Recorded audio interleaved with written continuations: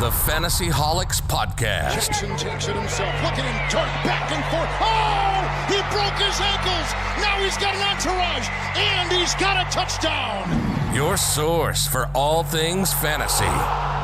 So fill up your cup, sit back, and enjoy. What's up, guys? Welcome to another episode of the Fantasy Holics Podcast. I'm your host, Jerry, alongside my co-host, Jordan, a.k.a. Dr. Is In. Today, we are going over our second part of the NFL rookies. Last episode, we did quarterbacks. Today, we're doing wide receivers. We got about 19 here, and we're going to talk about what the best landing spot for them as far as fantasy-wise goes. So we got your CeeDee Lambs, your Jerry Judys. We'll get to those a little bit later. We're going to start at the bottom of the list and work our way up. So first, we'll start out with Donovan Peoples-Jones. And Jordan, I'll let you kick it off.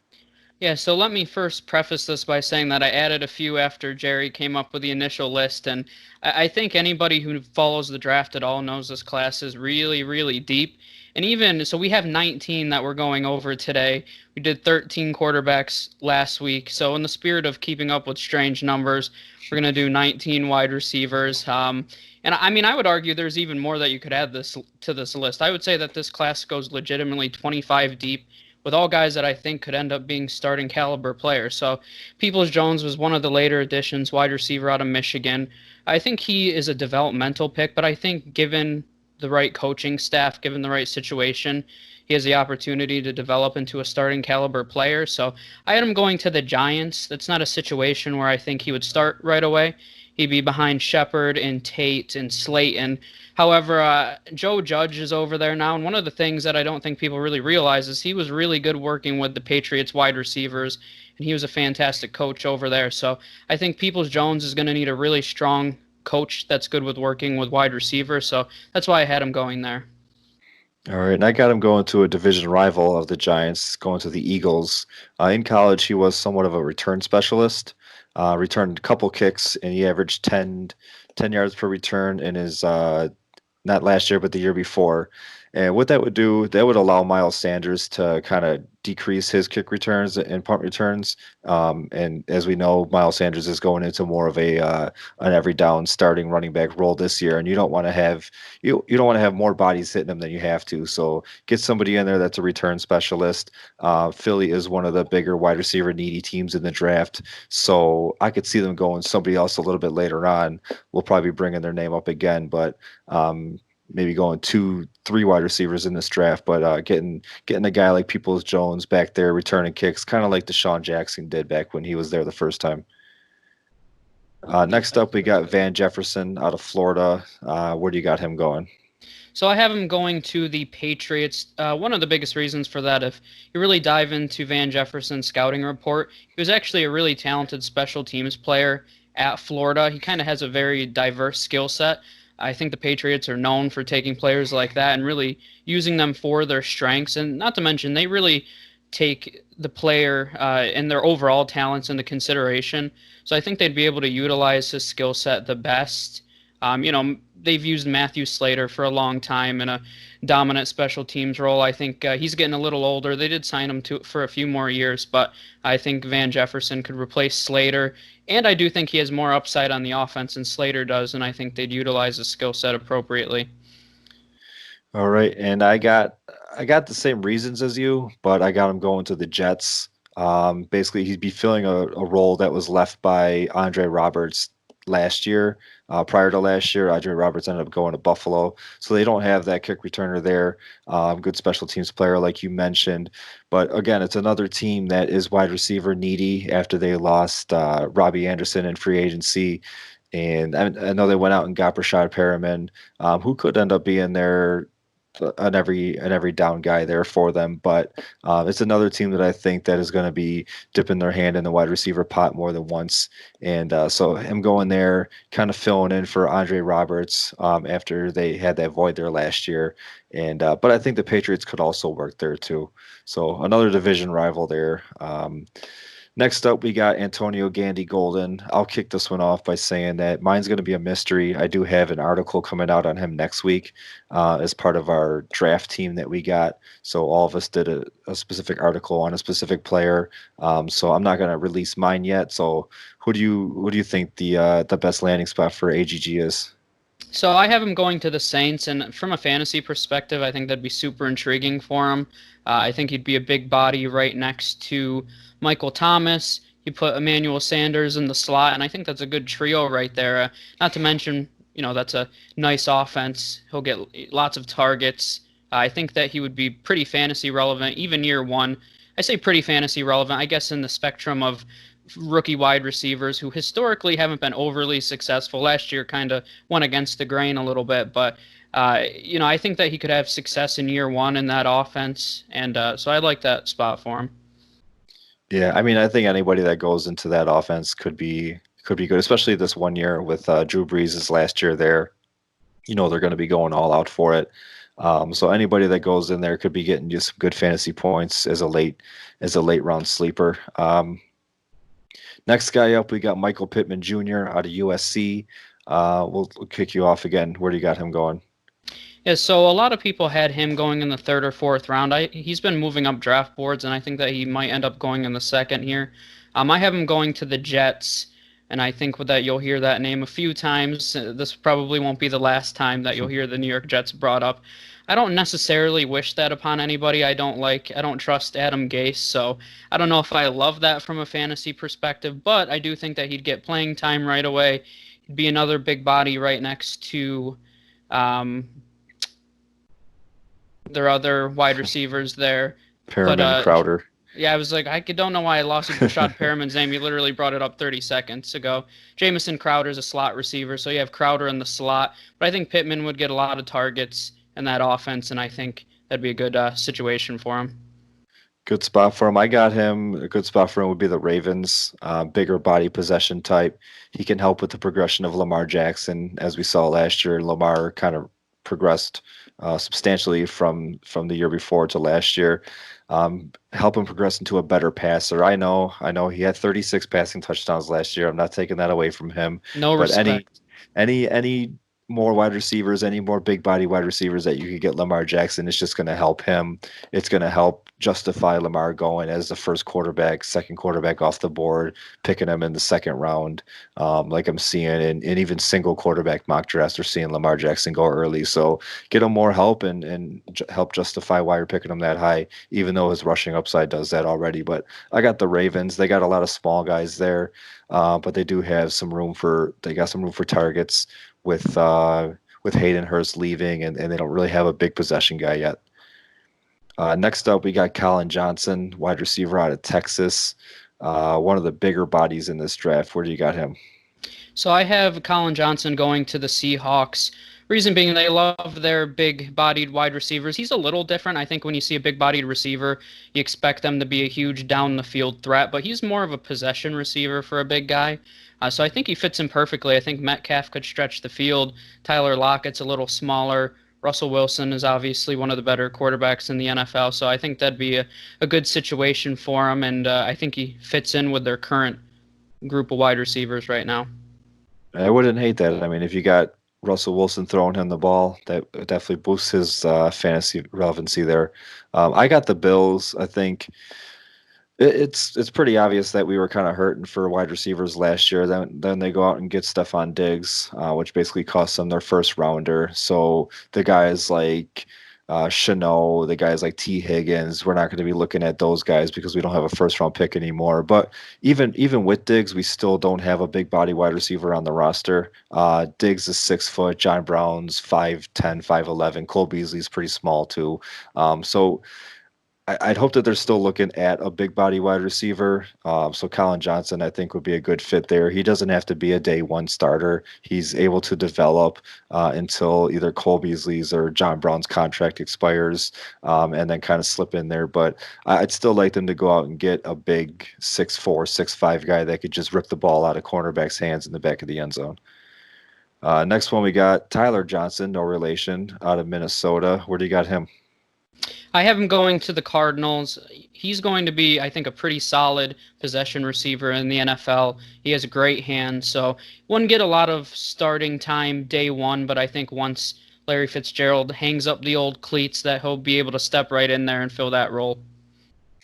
And I got a little bit lazy with this one. I'm going to agree with you on the Cardinals. Ooh, They, the Cardinals do have to think about life after Larry Fitz. Now they did go out and get DeAndre Hopkins. They still got Christian Kirk. They drafted three guys last year: Keyshawn Johnson, and I can't think of the other two guys off the I think top of my head Hakeem right now. Butler and Andy Isabella.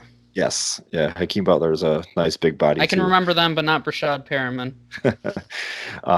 But yeah, I mean they're all good in their own right. You got Andy Isabella, who's a nice speed guy. Keyshawn Johnson's a nice speed guy, but they still need that possession receiver. Now, I'm not comparing any of these wide receivers on the board here to Larry Fitz, but if you could get a guy that has hands that could kind of just step in and kind of replace Fitz at even 50%, then I think that would work out for him. Next, you got Lynn Bowden, the wide receiver out of Kentucky, a little smaller guy. Where do you got him? Yeah, so you already mentioned it. He's a smaller guy. He's only 5'11". He is 204. So I have him going to the Falcons. I think that they still are missing kind of that speedy slot guy next to Calvin Ridley and Julio. Obviously that's a very fantasy friendly offense, so I think he'd fit in there really well. And I got almost the same reasons as you, just a different team. Going to the Browns in between Jarvis and Odell. Again, another offense that could produce some fantasy points between their wide receivers. Just get them in there in between those guys, run the slot there, let Jarvis and Odell do what they do best. And then if Odell pisses off coaches and management, they could trade him away and Boda could step up. Next, we got No Laviska faith in Beckham, Shenault. I guess. Well, I mean, he's a good wide receiver. He's a hothead. Laviska Shenault out of Colorado, a guy that he had early projections as high as like 21, 22 to the Eagles and the Bills when the Bills still had their first round pick, but now he's projected between rounds 2 and 4. Where do you see him going? I have him going to the Eagles, who you mentioned, him being mocked to a few times. Throughout his college career, he had a lot of injuries, very inconsistent QB play at Colorado. So with the Eagles, I think he'd have the chance to start right away. I think they just need bodies at this point. He has a lot of upside. Especially, Carson Wentz is obviously a better quarterback situation than anything he's ever had in his career. So I think given a better quarterback situation, he'd have an opportunity to really flourish. And I got the Saints for him, opposite of Michael Thomas, moving Manny Sanders into the slot. They just signed Sanders to a 2-year deal, which by the end of that deal, Breeze isn't going to be there. But like I mentioned when you were talking about, who was it that you were talking about? Candy Golden. Um, Anybody that goes there for the first year is going to have an opportunity to pad some stats. So why not have it be Chanel coming out of Colorado and playing his first year with Drew Brees while Drew Brees is on the road to a Super Bowl this year. And I'm I like the calling it way you right said now. his name. You made it sound very French. Is that how you say it? Well, it sounded good. I don't know. I mean, I just read it how I just read it how I haven't heard any of these names since a few weeks ago, so I don't know. I don't know how they're said. All right, we're up to number 11 here, counting backwards. Number 11, KJ Hamler out of Penn State. Where do you got him going? Yeah, and I mean, he's once again one of the smaller guys in this class. He's 5'9", only 178 right now, so he's really kind of a Hollywood Brown size, a little taller than Hollywood, but really Hollywood Brown. He's able to stretch the field. Long term, his upside is probably like a Deshaun Jackson type. So I have him going to the Bucks. I think he'd be able to stretch the field there. He just reminds me of the kind of guy that Bruce Arians would be looking for in his offense. And from a fantasy perspective, with Brady there, Bruce Arians, you already no pressure on him with Evans and Godwin. I think he'd be able to produce there. So you got him going to Brady's new stomping grounds. I got him going to Brady's old stomping grounds. The Patriots play in the slot, learn from Julian Edelman. He could grow with Stidham or whoever the quarterback is this year, next year, if they end up getting, God forbid, Trevor Lawrence. But somebody that could just kind of go in there and if it is the system, if it is Bill Belichick's system and Josh McDaniel's system, then he'd be a perfect fit there. So somebody that could kind of just go in there and just help the quarterback and grow with the team as they go into the next regime. All right, now we're cracking into the top 10. Gabriel Davis. I had a little bit of a tough time with this one. Haven't really done too much on him, but I'll let you go first here. Yeah, so I thought it was kind of cool that he was number 10 on this list that we're using. I haven't really heard his name a lot. I actually watched him a few times last season, and I think he's actually pretty refined, and I think that he could actually step in and produce right away. I had him going to my Rams. They did obviously lose Brandon Cooks, and I still think they're going to be looking for another receiver there, even though people say they have tons and tons of weapons, but I don't really trust Josh Reynolds right now as their third wide receiver, so I actually think Gabriel Davis could step in day one, and I think he fits in perfectly with Cooper Kupp moves all around the field. Robert Woods is a smaller receiver size-wise. He's taller, but he's smaller. So I think he'd fit in well with the Rams, and I think he'd be able to produce day one. And I think the Rams are going to be very, very pass-heavy this season. I don't know how much of the load they're going to shoulder on Henderson or Malcolm Brown or any other running back they bring in, but I think they're going to be very pass-heavy this year. You think they'd be able to carry two fantasy-relevant tight ends, or you think it's going to be one or the other? So I've always liked Gerald Everett, and I remember when they drafted him that Sean McVay said that that was going to be his next Jordan Reed. And I said, well, hopefully in a good way. But I think Gerald Everett's always had the ability, but he kind of is like Jordan Reed. He's never healthy, and I think down the stretch that Higbee, I always take into consideration with any receiver, tight end, the connection they have with the quarterback. And I think they built a really strong connection down the stretch. So I think Higbee's going to be very relevant. And I just don't think that Everett's ever going to stay on the field enough to be fantasy relevant. I think Higbee's been going. He's been going more often in our mock drafts than Everett has, which is it's going to be one or the other, I guess. So for Gabriel Davis, for me, like I said, he's not a guy I haven't really heard too much about. I haven't done a lot of looking into him, but just based on the little that I have seen, I think the Giants would be a good fit. He'd had the opportunity to play on the outside, move Shepard into the slot where he's more effective.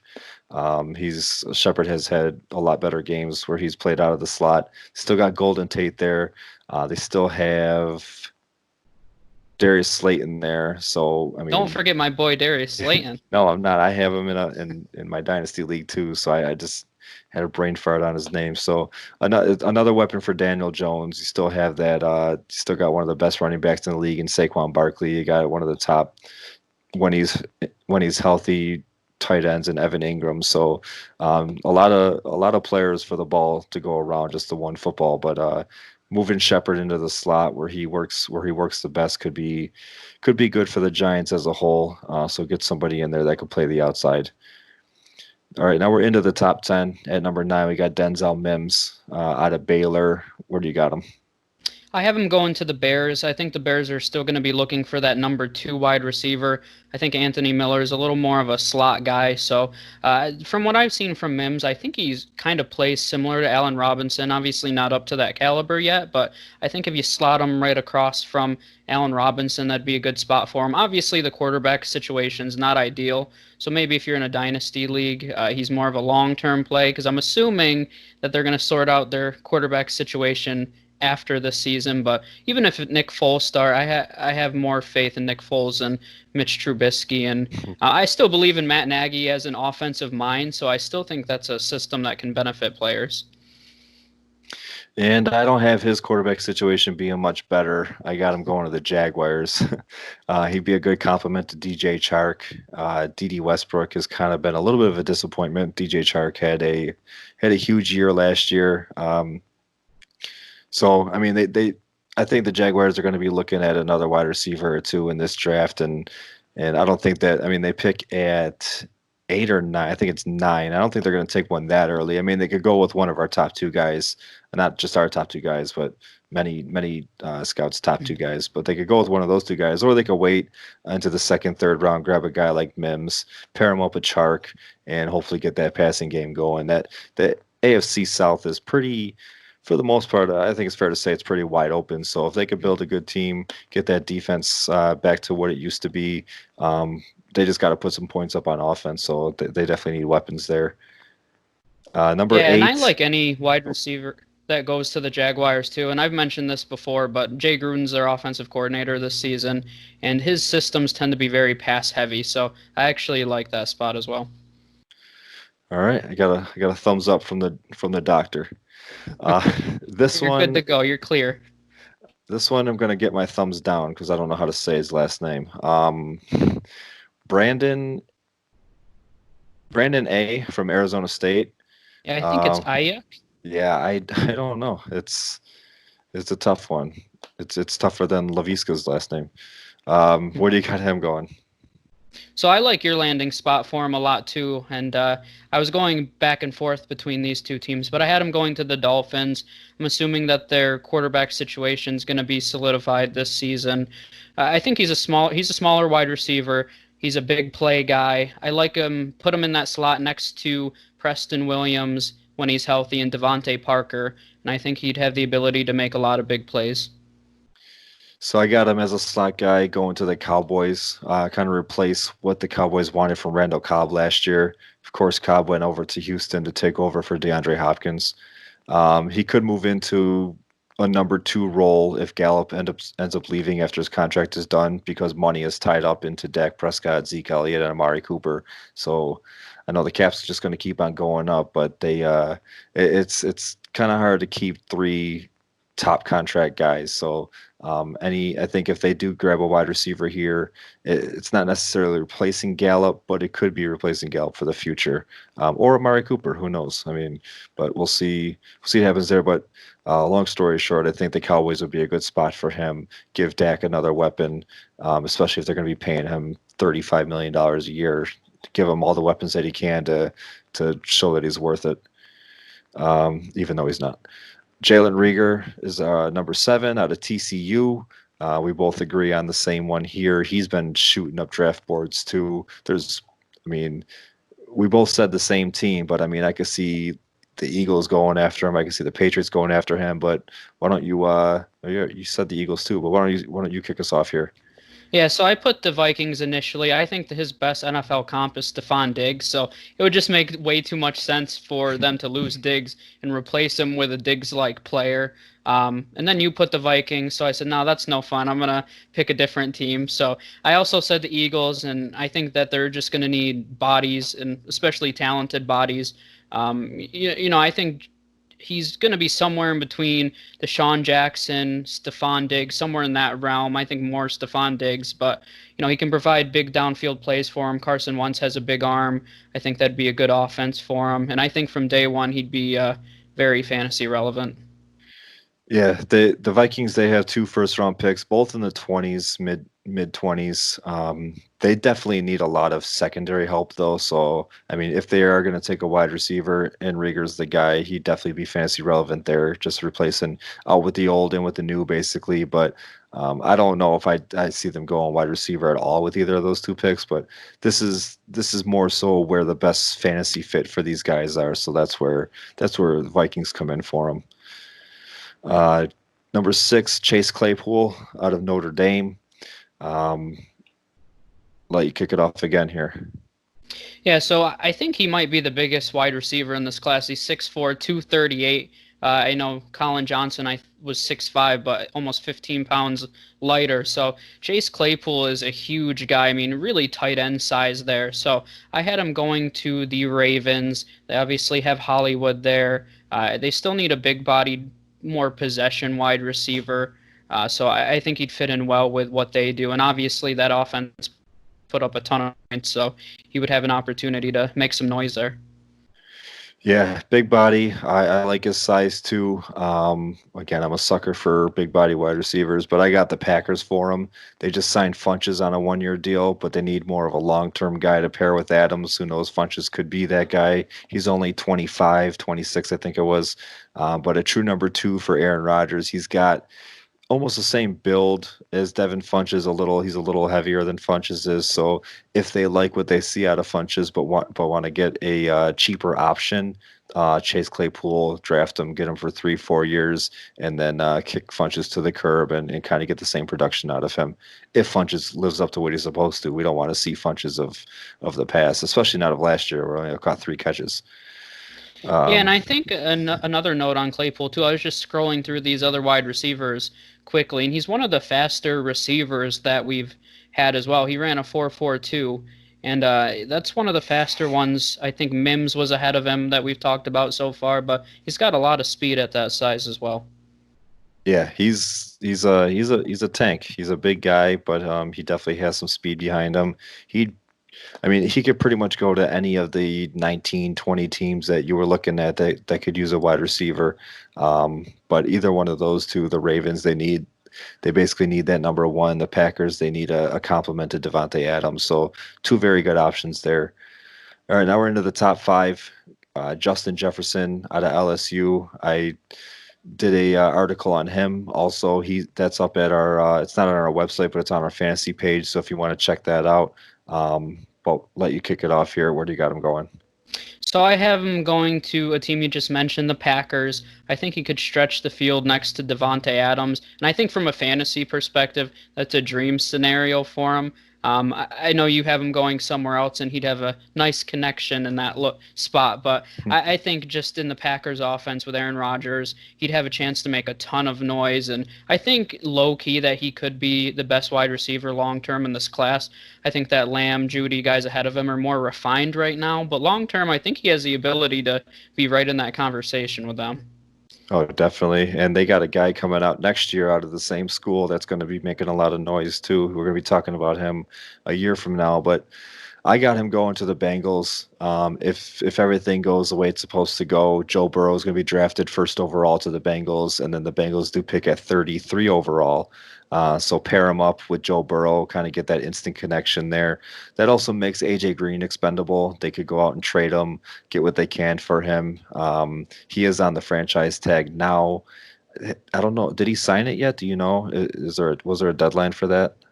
I'm not 100% sure. I haven't heard anything. So if he did, it kind of went under the Sure. radar. Yeah, I'm sure we would have heard it, which is why it doesn't ring a bell. But that would make AJ Green expendable. Get him to a team like maybe the Packers who could use him. They haven't really had a ton of success with Ross staying on the field. He had a pretty good year. He had a pretty good start to the year last year, but then he got hurt. And he's pretty much been on and off the field since he came into the league. So they definitely could use the wide receiver help, even though on paper with AJ Green, with Tyler Boyd, with Ross, they have good names on paper. But you got a guy that sat out all of last year. You got Tyler Boyd, who's been pretty good, and then you got Ross, who can't stay on the field. So I think that I think a wide receiver would be high on the Bengals list, and why not pair him up with his college teammate? All right. Now we're at number 4, T. Higgins, another tall guy here, 6'4". Where do you got him? So I like your landing spot. Once again, one of those where I was kind of flip-flopping back and forth. I had him going to the Patriots, and one of the reasons for that, number one, I'm not a N'Keal Harry truther. I don't know how much potential he has long term. I personally have just never seen it, and obviously I could be wrong, but I think one of the things that have been missing in that Patriots offense since Gronk retired was that big, and really their offense kind of flowed through this, and they struggled in the red zone more than they have in the past, but they missed that big bodied guy that can make noise in the red zone. And I think T. Higgins has a lot of ability to be that big guy, and he had a ton of success at Clemson in the red zone. So I think that they would utilize him in the right way, and I could see him scoring 8 touchdowns his rookie season if they were to put him in that offense. And like I said, when I mentioned the Eagles, that wasn't going to be the last time I was going to mention them. That wasn't going to be the last time that you were going to mention them. So I got the Eagles here. It's a team with an immediate opportunity for playing time and success with one of the better QBs, despite what you guys might think about him. Carson Wentz is a good quarterback. He's just got to stay on the field. They still have Zach Ertz there. They got Miles Sanders, who's in every down, can do everything out of the backfield kind of back. So you're not going to be able to just focus on T. Higgins and take him away. So with the threat of Zach Ertz and Miles Sanders, there's opportunities for your 6'4", 215-pound receiver and T. Higgins to kind of get some one-on-one matchups in the red zone, like you said with the Patriots. But I think the Eagles are a great landing spot for him, or basically any of these, with the exception of maybe this next guy. The Eagles would be a good landing spot for any of these next three guys that we're going to talk about. And now we're at number 3, Henry Ruggs out of Alabama. I know a couple of our guys in our group chat are going to love this one. We both agree on it. I'll let you kick it off. Yeah, so we both have him going to the Broncos, and my note that I made here is it just makes way too much sense to me. I think that he's the perfect complement next to Cortland Sutton. Drew Lock has a big arm. I think he'd be able to get him the ball downfield. One note I will make is out of all the guys on this list, he does have the biggest hands. So if size matters to you, he's your guy. Looking at other landing spots, I think the Packers would be enticing. I mentioned Justin Jefferson before. In the same mold, I think Ruggs would be able to stretch the field, and I think that would be an awesome landing spot for him. The Jaguars, I think he would start right away and be able to stretch the field in a offense I expect to be high volume as far as the passing game goes, but I just think the Broncos make way too much sense. Yeah, same thing. Cortland Sutton is the possession guy. Ruggs would be the speed guy. Deshaun Hamilton has been a little bit of a disappointment.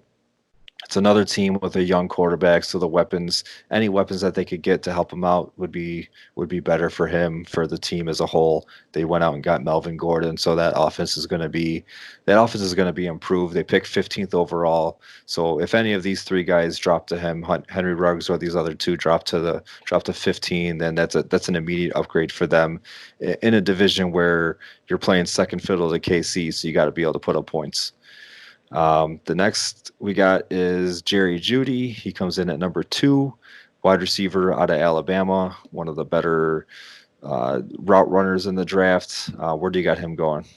Yeah, no, I think Jerry Jeudy is very polished. So I think no matter where he goes, it's going to be a good landing spot, and he's going to be relevant right away. Because, I mean, he's ready to be a wide receiver number 1 on day 1. So I have him going to the Raiders just because he would get a ton of volume, I think, there. I still think Derek Carr is solid. I know he gets a lot of hate, but I think Derek Carr is a very underrated quarterback still. One of the reasons I think he fits in, too, in this new regime of John Gruden and Mike Mayock, contrary to what the Raiders have done in the past, they've actually been trying to build high character guys. And when you go through Judy's scouting report, that's actually one of the biggest things a lot of scouts were talking about is how much of a high character guy he was. Like, he had great interviews at the combine. So I think he fits into that new Raiders mold that they're trying to create. So even off the field, I think he fits in, and he'd get a ton of volume and I think he could be a wide receiver number 2 in redraft leagues in that spot. And I got the Raiders too. The team is young; they're improving. Hunter Renfrow out of the slot. Tyrell Williams, who they went out and got last year, he's a solid wide receiver. He could be on one side, Jerry Jeudy on the other. They got Darren Waller from the tight end slot there, and then they got Josh Jacobs, who was Judy's college teammate. Right, Jacobs went to Alabama, correct? Yep. Okay, don't want to look like a dummy. When in doubt, just assume every big prospect went to Alabama, and you got about a 50-50 chance. Perfect. Yeah, it sounded right. I could picture the number 28 in red in my head, but then I was like, maybe that's not right. He didn't play a ton at Alabama, actually. And I didn't write it down, so I should have. He was behind Damian Harris there, so he actually didn't even really start. But they were still teammates. They probably had it staked together or something. At least once. Yeah, it's unknown if Carr is going to be the long-term answer, but any quarterback that they get would be lucky to have a weapon like Jerry Jeudy if they trade up for one. I've seen crazy scenarios. I've seen them go and trade up for Tua, which would kind of eliminate the possibility of getting Jerry Jeudy because they'd have to get rid of that pick.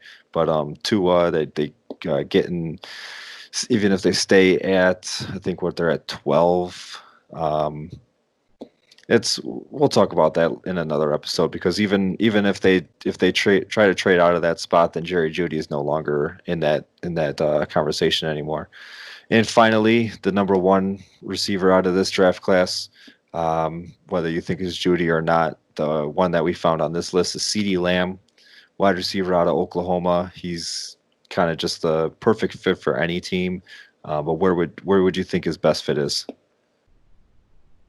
So yeah, I mean, I agree that I think CeeDee Lamb and Jerry Jeudy are interchangeable. I think it's 1A and 1B. CeeDee Lamb is one of those guys, and one of the reasons that you don't take too much stock in the combine. On this list, he was one of the slower wide receivers, but he's just so refined the way that he runs routes. I think he's going to end up being like a Devontae Adams, a DeAndre Hopkins kind of player. Not a burner by any means, but just one of the most pure route runners in the NFL. So I think that's his long-term upside. Once again, he's a guy that I think he's going to slot in as somebody's wide receiver number one right away from a fantasy perspective. Probably be a low end wide receiver two in that 20 to 25 range in year one. So I have him going to the 49ers. I think he slots in well with Debo.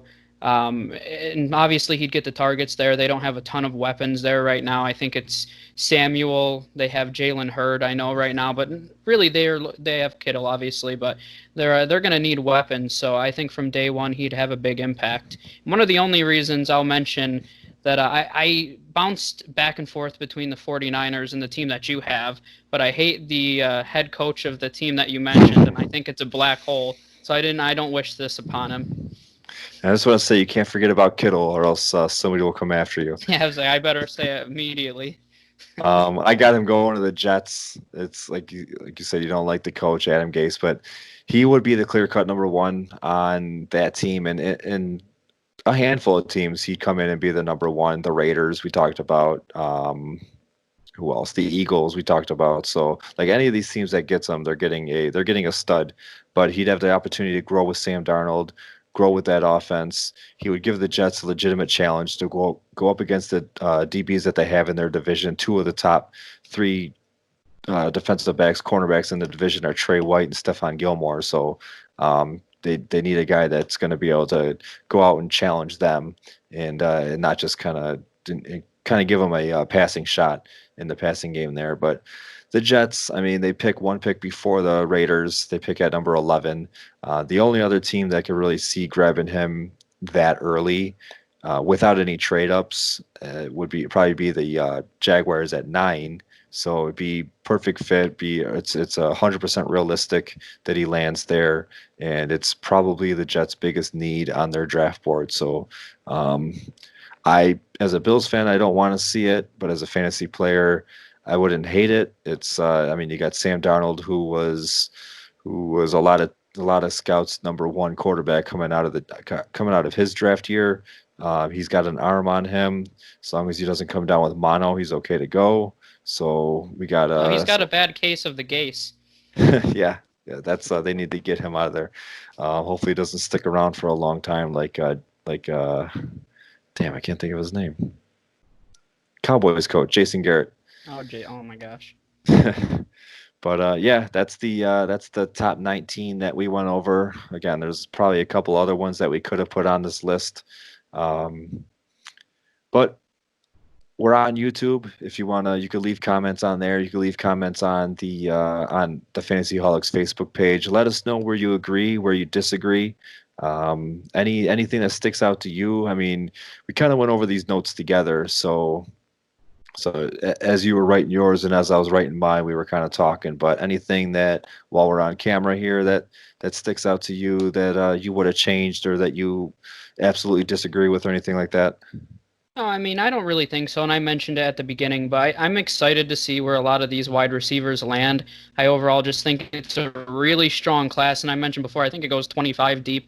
I think there's 6 more guys we could have thrown on there, but, I don't want to take all day talking about these wide receivers, but I'm excited to see where a lot of these guys go, and based on the needs of teams, I think they recognize that when you look at depth charts, a lot of what, I had a list here. I think I had 21 teams that could use another wide receiver. So I think a lot of teams kind of recognize that this class is deep and they're almost waiting for it and anticipating that they're going to be grabbing it. So I'm really interested. I more than some people really read into situations and the coaching staff and the offensive scheme that players are in for fantasy purposes. So I'm really interested to see where these guys land, because that makes a huge difference, especially for a rookie and their long-term value. So I think it's an exciting class, and I'm excited to see where people land. All right, and then last thing is, obviously we haven't done our running backs yet, but say you hold one of the top spots in your rookie draft. going based off of these destinations, what's the earliest that you're taking one of these guys if you have one of those top spots? So I think CeeDee Lamb and Jerry Judy are both top four in dynasty leagues for me. I think that you'll have two running backs that maybe land with we'll say Chiefs and Dolphins, I think are my two best landing spots. So if that was to be, we'll say DeAndre Swift and Jonathan Taylor, I think that that's where in dynasty leagues I'd have them in the top four. And really, I think they're interchangeable. It really depends on what your need is as a team. I'm a big running back guy, so I would personally take the two running backs first. But I think Lamb and Judy would slot in top four. Redraft leagues, I anticipate people may reach on them because, and I've talked about this before. I think rookies, you have to be semi-patient with them. These, even though they're going to slot in as wide receiver ones day one of the things you have to take into consideration, especially for this season, if we don't have a training camp, these guys aren't going to have time to build rapport with their quarterbacks. So you might not see some of these rookies explode onto the scene until halfway through the season or more. So I think you'll see him go around round 8 or so, those two, CeeDee Lamb and Jerry Judy. But I think just because of the name, people are going to reach on them. But I would wait just because, realistically, you might only be getting half a season of wide receiver 2 production. Yeah, I would agree with you in the dynasty. I haven't really thought about the in redraft. So when we come out with our rankings, our next set of rankings are probably gonna come out after the draft once we find out where these people are actually going instead of just guessing. But in dynasty, yeah, I don't think Lamb or Judy slip past 1-5 at the latest. I think they're both gone. So you're probably looking at 3 running backs, 2 wide receivers, any combination in those top 5 that's not a super flex league.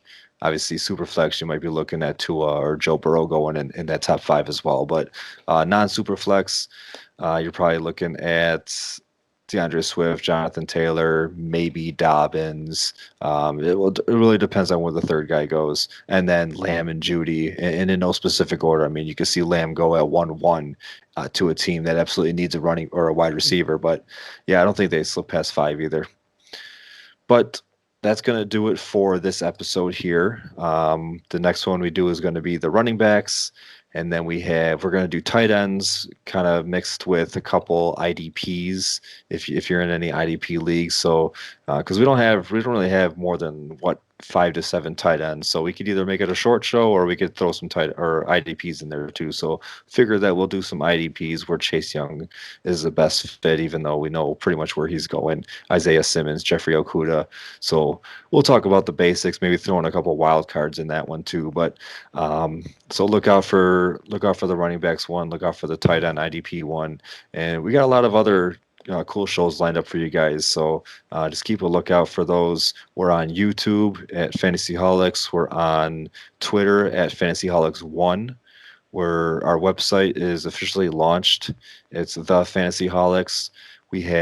.com. We have multiple articles up there now. Some rookie articles are going to be going up shortly, like the my Antonio Gandy Golden one that I talked about. That one's going to be up. I think that one's next week is the release date. I'm not sure what date it is, but it's going to be next week. We have doing a series now where all the players that finished between 11 to 20 last year in their respective positions, why they could finish top 10 this year. Even if you don't agree with it, just give it a read. Why can Baker Mayfield finish top 10? Why can Ryan Tannehill finish top 10? Those two are out right now, and every day a new one's going to be coming out. So check it out on the website, thefantasyholics.com. And then finally our Facebook, which is where the bread and butter is, Fantasyholics. Just search for it, and you'll find us, find the logo, and that's it. Jordan, you got anything else? Yeah, no, I'll just reiterate, make sure that you subscribe to our YouTube channel. We have a ton of content coming out every single day, not just NFL, but we have MLB pods coming out every day. Pretty shortly, we're going to be starting some NBA series as well. So got a little bit of everything while you're in quarantine. And if you want to follow me on Twitter personally, I'm at Dr. Fantasyholic, along with our at Fantasyholics 1 page. So appreciate you guys listening.